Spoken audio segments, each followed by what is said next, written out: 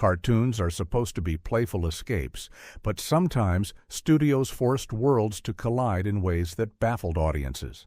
Imagine heroes who should never meet, universes stitched together without logic, and brand deals disguised as special episodes.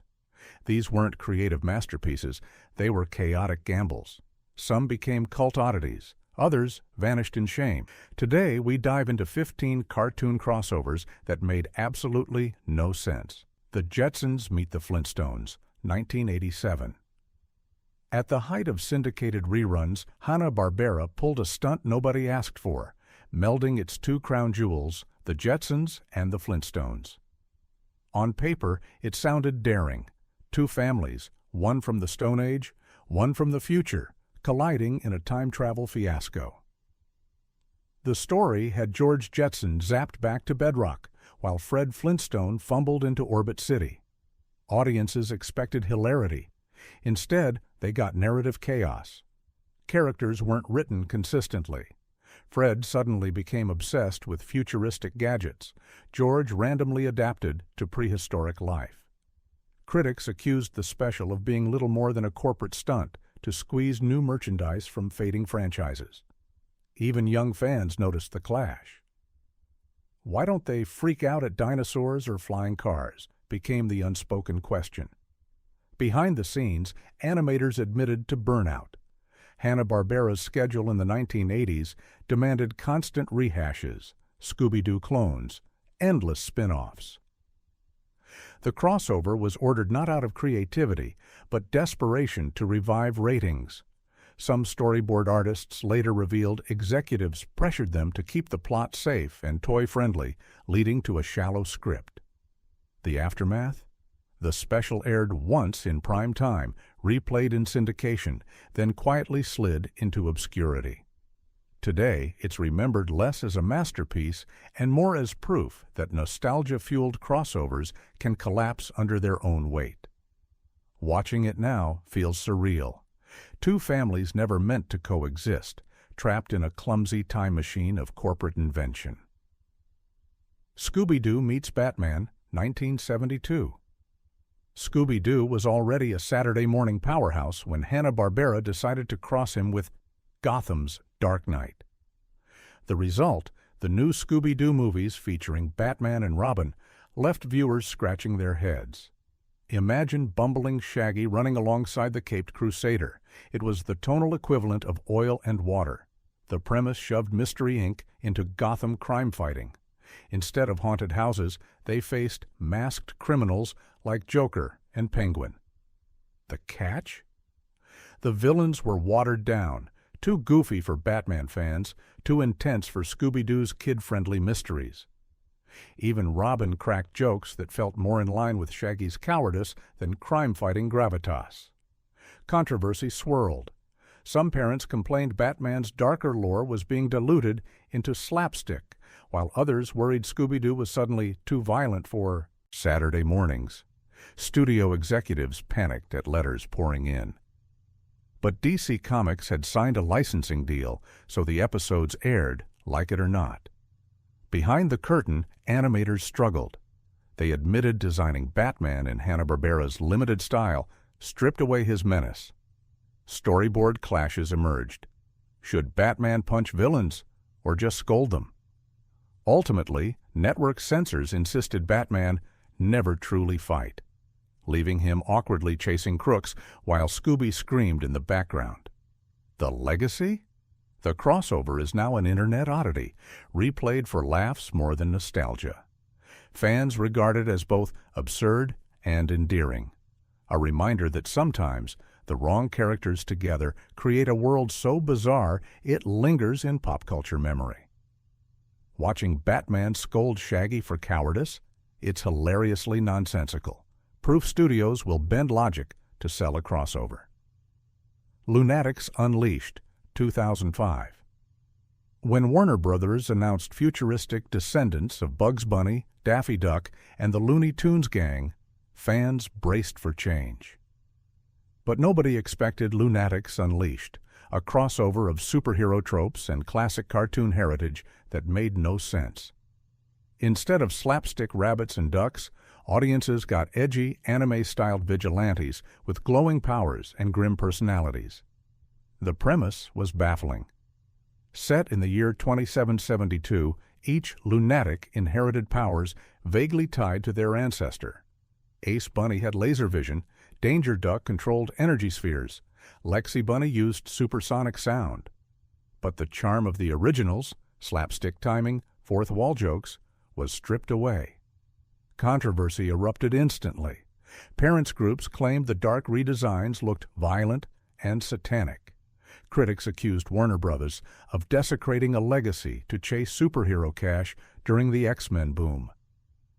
Even animators whispered doubts. Several admitted they were instructed to make Bug's descendant less funny to appear cool. The backlash was so intense that Warner Brothers was forced to tone down designs before release, softening sharp lines and reducing violence. Still, fans revolted. Online forums exploded with outrage, labeling it the bastardization of Looney Tunes. In the aftermath, Lunatics Unleashed limped through 2 seasons before cancellation. Today, it survives only as a cult punchline, remembered less for its storylines than for the surreal question it raised. Who thought Bugs Bunny needed superpowers? The crossover of heritage cartoons and superhero drama felt forced, hollow, and bizarrely unnecessary.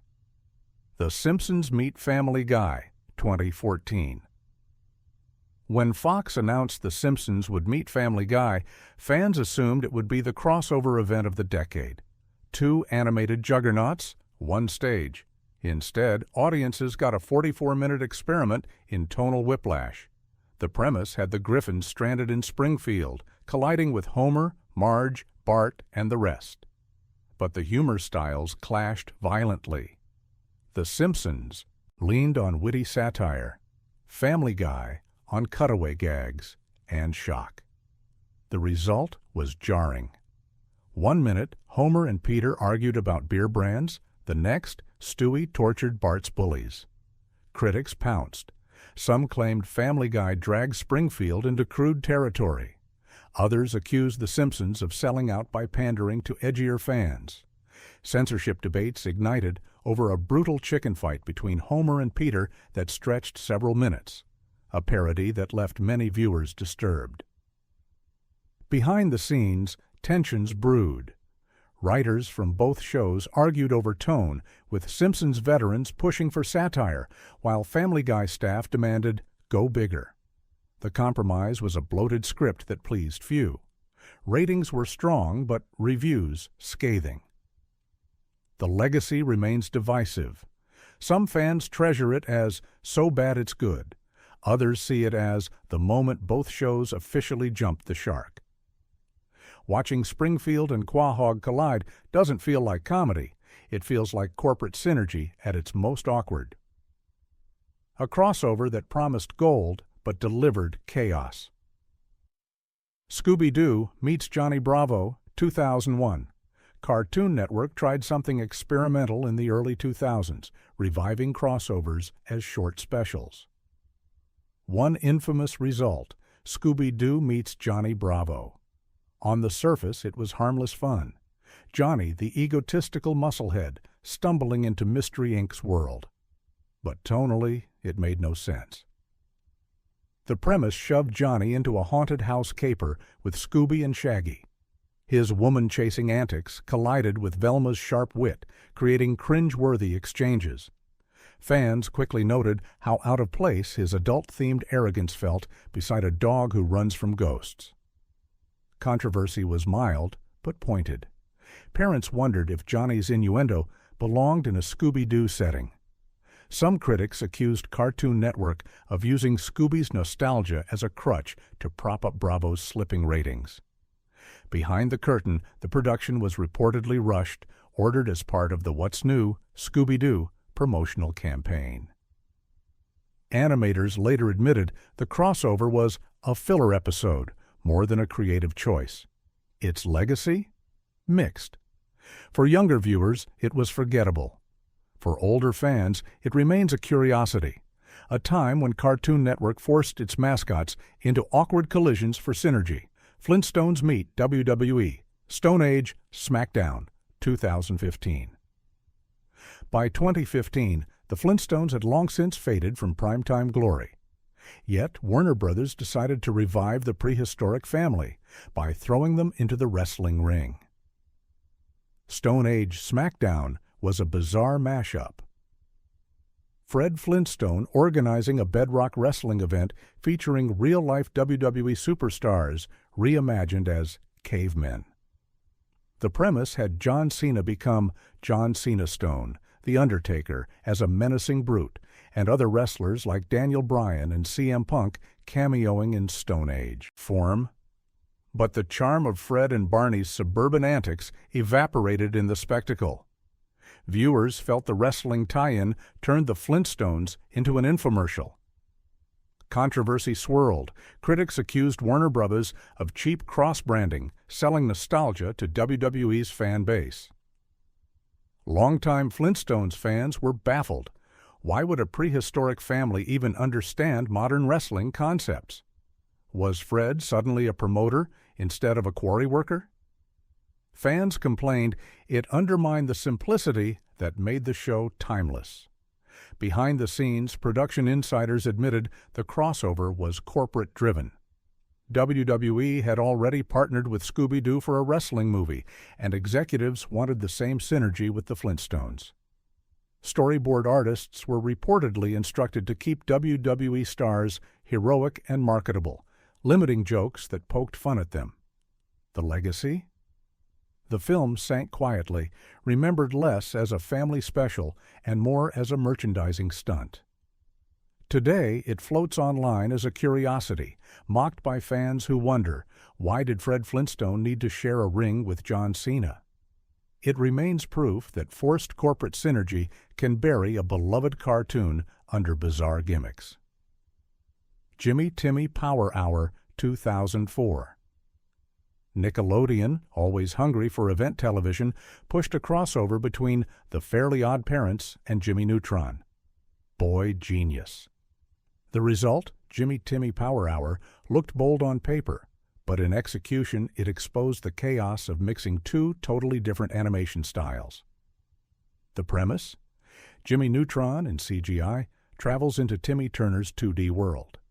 In turn, Timmy ventures into Retroville, suddenly rendered as a 3D character. The problem? The worlds clashed. Timmy's exaggerated cartoon logic looked strange in CGI, while Jimmy felt stiff in the zany Fairly Odd Parents setting. Viewers complained about visual whiplash. Some loved the novelty, but many admitted it just didn't look right.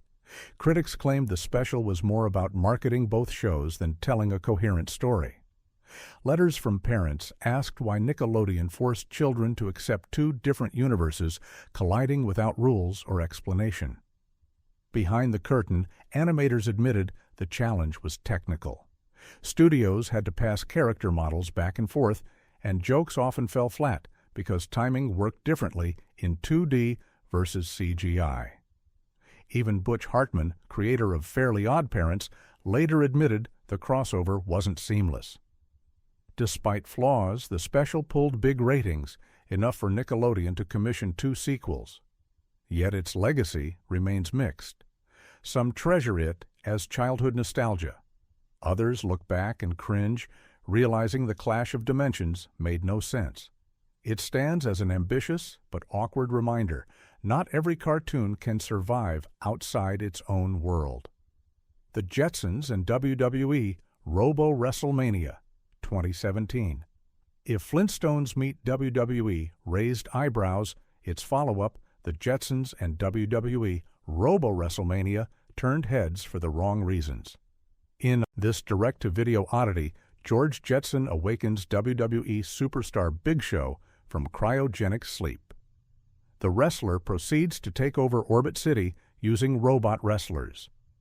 On paper, it promised futuristic fun. In reality, it was nonsense. The Jetsons world, once defined by retro sci-fi optimism, suddenly revolved around wrestling storylines. Hanna-Barbera's futuristic satire was pushed aside for suplexes and smackdowns. Fans were bewildered. How did this family sitcom become a stage for WWE promos? Critics slammed it as corporate pandering, an attempt to tap WWE's younger fan base by exploiting nostalgia for the Jetsons. Many wondered why these beloved characters were resurrected, only to serve as background for wrestling theatrics. Production notes reveal the crossover wasn't even driven by Hanna-Barbera loyalists. WWE Studios handled much of the story, ensuring Big Show was the star while the Jetsons were secondary. Animators later confessed the script gave George and Jane little agency. They were props for WWE branding. The aftermath? Fans ignored it. Unlike Scooby-Doo's WWE films, which at least matched mystery solving with wrestling gimmicks, Robo-WrestleMania felt painfully artificial. Today, it's rarely remembered, except as evidence of how far studios will stretch logic for corporate tie-ins. A futuristic sitcom reduced to wrestling promos. It's the kind of nonsense crossover nobody asked for. Scooby-Doo meets Harlem Globetrotters, 1972. In the early 70s, Scooby-Doo had become a Saturday morning titan. But Hanna-Barbera wasn't content with haunted houses. They threw in celebrities, the Three Stooges, Laurel and Hardy, and most bizarrely, the Harlem Globetrotters. This crossover, Scooby-Doo meets Harlem Globetrotters, left viewers confused. The premise had Mystery Inc. joining the Globetrotters on wacky adventures, solving mysteries while the basketball team performed slapstick tricks. The result was surreal, ghosts and ghouls interrupted by half-court trick shots. Even for Scooby-Doo, the tonal clash was glaring. Some parents complained the show was becoming a commercial circus rather than a mystery series. Critics claimed the crossovers diluted Scooby's identity, turning the gang into guest star sidekicks. Hanna-Barbera, however, doubled down, producing multiple Globetrotter specials. Behind the scenes, animators revealed the crossover was driven entirely by network executives. The Harlem Globetrotters were touring heavily in the 1970s, and producers wanted to cash in on their fame. Scripts were rushed, often recycling animation cells, with Globetrotters' personalities barely distinguished beyond basketball antics. The legacy? Mixed. Some kids adored seeing sports icons in cartoon form. Others saw it as the moment Scooby stopped being spooky and became a celebrity showcase. Today, it stands as a cultural oddity, a basketball team solving mysteries with a talking dog. Nostalgic, yes, but nonsensical to its core. Teen Titans Go meets the Powerpuff Girls, 2016. When Cartoon Network announced Teen Titans Go would meet the Powerpuff Girls, fans hoped for superhero fireworks. Instead, they got an awkward clash of tones. The edgy meta-humor of Teen Titans Go collided with the bubbly earnestness of Blossom, Bubbles, and Buttercup. The plot centered on Mojo Jojo teaming up with the Titans villains, forcing both teams to unite.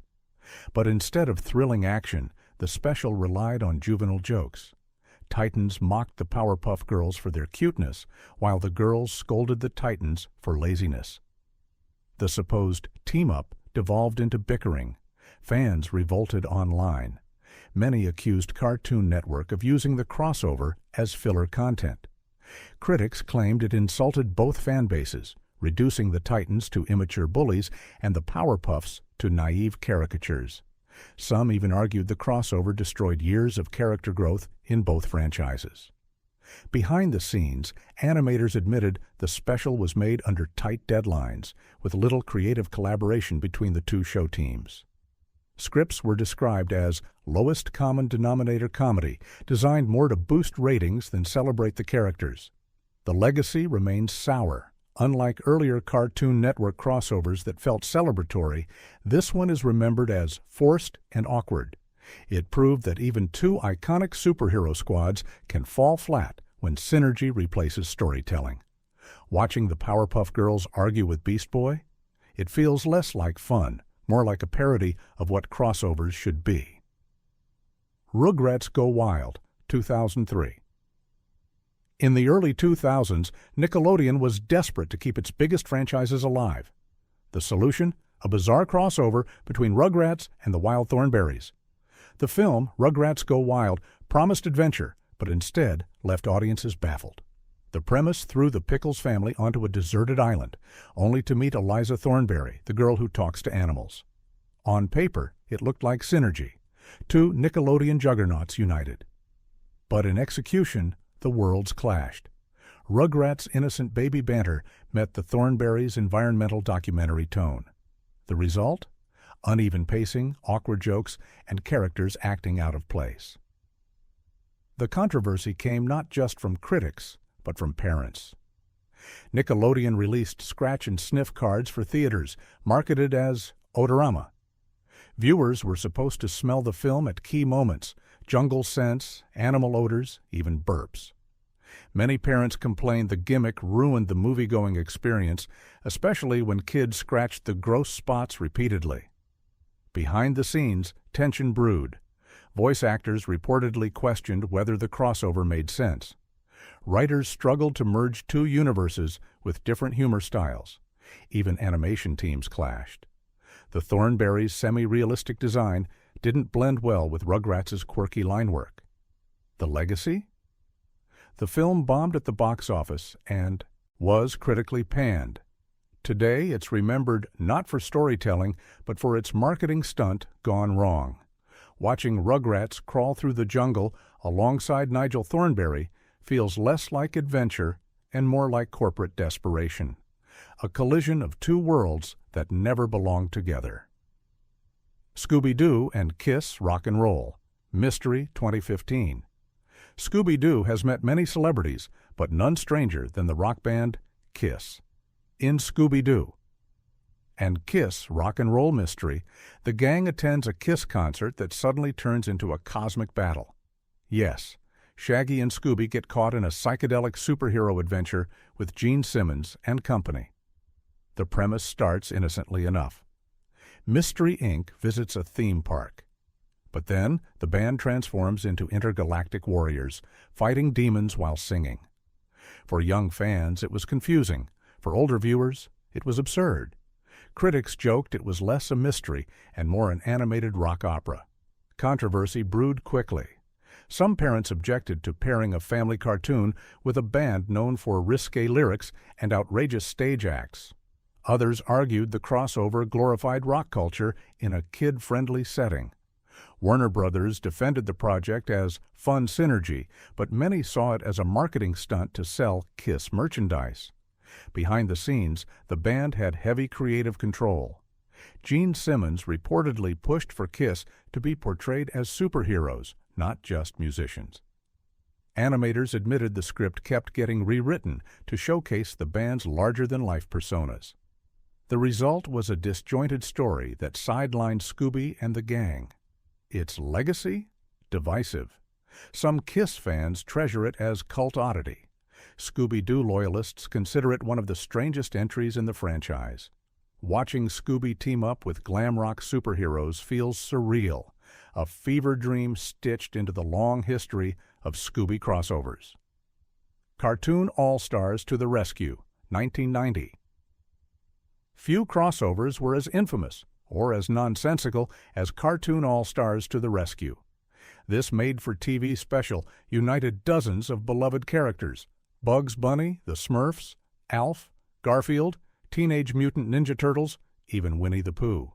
The mission? To fight drugs. The story followed a boy tempted by peer pressure.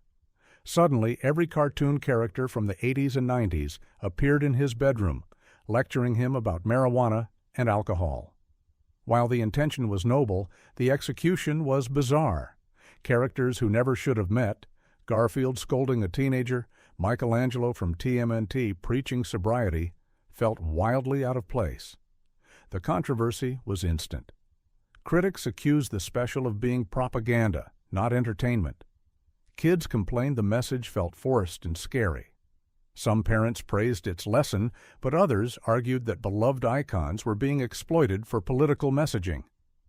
Behind the scenes, the special was funded by McDonald's and endorsed by First Lady Barbara Bush. animation teams scrambled to secure licensing rights for each character, leading to inconsistent designs and awkward interactions. Rumors swirled that some voice actors refused to return, forcing stand-ins that made characters sound off. The legacy? A cult oddity. Today, it's widely mocked online as the ultimate Just Say No cartoon mashup. Watching Bugs Bunny and the Ghostbusters unite to lecture a boy about pot feels more like a fever dream than a PSA. It remains proof that even good intentions can produce absurd crossovers. Phineas and Ferb, Mission Marvel, 2013. When Disney acquired Marvel, fans expected bold crossovers. What they didn't expect was Phineas and Ferb, Mission Marvel. The quirky Disney Channel show suddenly collided with Iron Man, Thor, Spider-Man, and the Hulk. The premise saw Phineas and Ferb building gadgets that accidentally caused the Avengers to lose their powers. Together, the kids and Marvel heroes had to defeat Red Skull and MODOK. But the tone clashed. Phineas and Ferb thrived on silly inventions and musical numbers, while Marvel characters were designed for action. Seeing Thor sing along with Candace felt jarring. Controversy was mild but pointed. Some Marvel fans called the crossover a sellout, worried it trivialized their heroes. Disney executives, however, defended it as a way to introduce Marvel to younger audiences. Critics argued the episode lacked balance. Phineas and Ferb constantly outshone the Avengers, reducing Earth's mightiest heroes to bumbling sidekicks. Behind the curtain, writers admitted the episode was carefully micromanaged by Disney. Marvel's characters had to remain brand safe, meaning no real fighting or serious stakes. Storyboard artists confessed it felt like writing with handcuffs. The legacy? Divided. Some kids loved the novelty. Hardcore Marvel fans dismissed it as pointless fluff.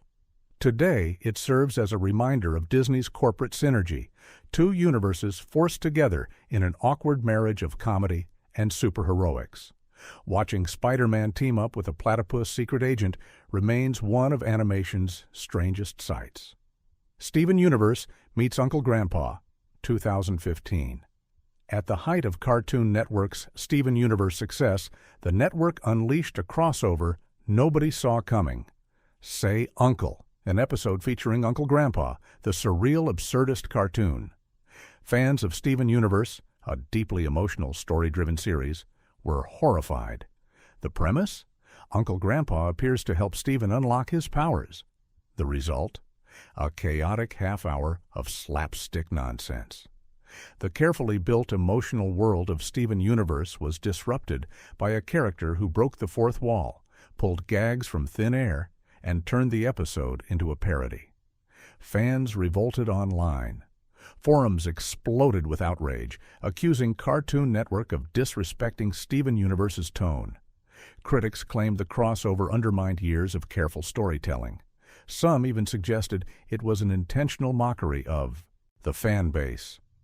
Behind the scenes, animators admitted it was meant as a joke, not canon. Rebecca Sugar, Steven Universe's creator, defended the experiment as playful, but even she acknowledged the backlash. Staffers later admitted they knew fans would hate it, but Cartoon Network insisted on the crossover to promote Uncle Grandpa's fading ratings. The legacy? Notorious.